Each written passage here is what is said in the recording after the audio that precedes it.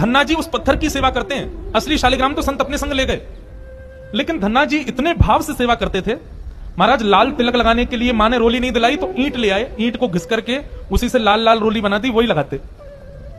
भोग धराने के लिए फल तोड़ लाते। मतलब सेवा की व्यवस्था नहीं होती थी तो धन्ना जी कैसे ना कैसे करके करते थे। छोटे से बालक हैं, खेल खेल में सेवा करते थे। बीच में संत किसी और के घर में आए तो धन्ना जी वहां जाके अपनी सब सेवा बताते, मैं ऐसे ऐसे करता हूं। संत बोले भोग नहीं लगाते अपने ठाकुर जी का? बोले भोग? बोले तुमको भूख लगती है? बोले हाँ, ऐसे ठाकुर जी को भी भोग लगाना चाहिए ना। छोटे बालक को ऐसे ही समझा दिया। अब तो धन्ना जी ने मां से आज बढ़िया खिचड़ी बनवाई, कड़ी बनवाई, रोटी सब्जी बनवाई और भोग लगा के ले गए ठाकुर जी के पास। संत ने बताया था पर्दा करके भोग लगाना। पर्दा लगा दिया, भोग ठाकुर जी के सामने धर दिया। धन्ना जी बार बार पर्दे में से देखें, खा ही नहीं रहे। ठंडा हो जाएगा भोग, ठाकुर जी खा लो जल्दी से, देखो बढ़िया गरम गरम कड़ी लाया हूं और खिचड़ी बनाई, मैया ने घी डाला उस पर, पालो प्रेम से। बहुत देर हो गई, ठाकुर जी नहीं पाए तो धन्ना जी वहीं लेट गए। बोले आप नहीं पाओगे तो मैं भी नहीं पाऊंगा, मैं भी भूखा ही रहूंगा फिर।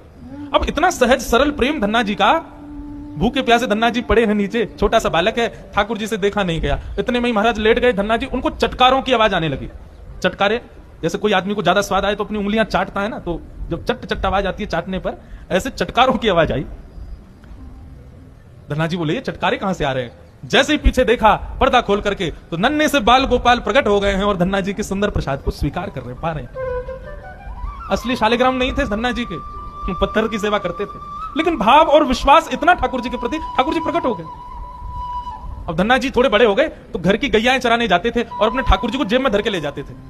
और गैया जब चरती थी तो पेड़ के नीचे बैठ के ठाकुर जी को निकाल लेते और कहते ठाकुर जी अब कोई ना आए, प्रकट है जाओ। सो ठाकुर जी प्रकट हो जाते, धन्ना जी के साथ खूब लीला करते। एक दिन ठाकुर जी ने धन्ना जी से कहा आज गाय चराने नहीं जाओगे? बोले आज हमारी बुआ जी आई हैं, घर में बहुत सारे मेहमान आए, आज हम नहीं जाएंगे। तो ठाकुर जी बोले एक काम कर, गैयान को गांव से बाहर ले जा और मुंह को भी बाहर पधराया, तेरी जगह आज गैया मैं चरा आऊंगा।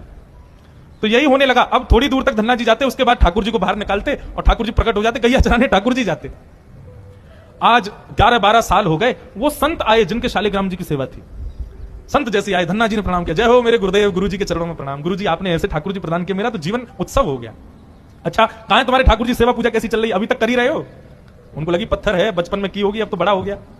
कहां है तुम्हारे ठाकुर जी? बोले ठाकुर जी अभी नहीं है, ठाकुर जी तो गैया चराने गए। संत बोले मतलब? बोले हाँ, मैं कभी व्यस्त होता हूं तो मैं ठाकुर जी को गैयाओं के संग भेज देता हूं, ठाकुर जी गैया चराने जाते हैं। संत बोले पहले तो छोटा था, अब तो इतना बड़ा हो गया, अभी भी बचकानी बातें करता है। अरे लाला ऐसे मत बोला करो। वो नहीं नहीं, सच में ठाकुर जी गैया चराने गए।